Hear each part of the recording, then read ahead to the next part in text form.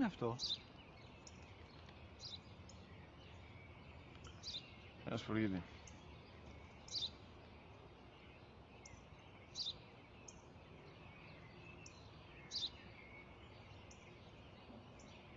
Τι είναι αυτό?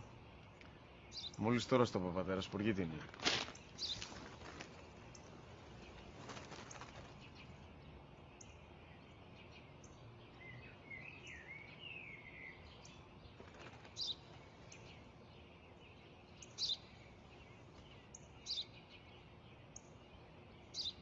Τι είναι αυτό? Ένα σπουργίτη είναι, πατέρα. Ένα σπουργίτη. Σπου-γι-τι!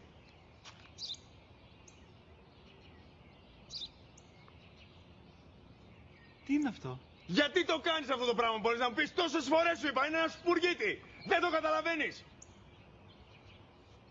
Πού πας?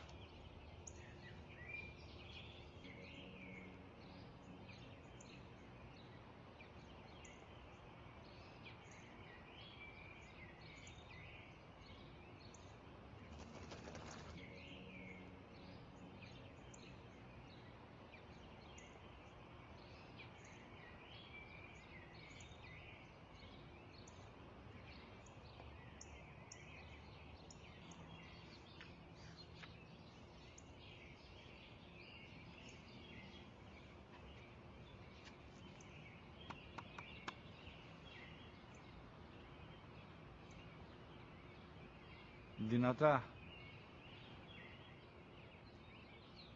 Σήμερα ο μικρός μου γιος που πριν λίγες μέρες έκλεισε τα 3 καθόταν μαζί μου έξω στο πάρκο όταν ένα σπουργίτη ήρθε και κάθισε απέναντί μας.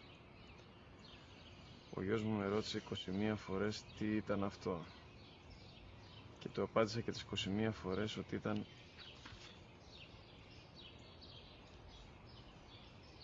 ένα σπουργίτη.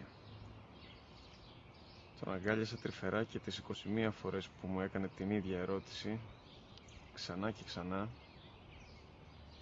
χωρίς να εκνευριστώ, νιώθοντας στοργή για το αθώο μου αγοράκι.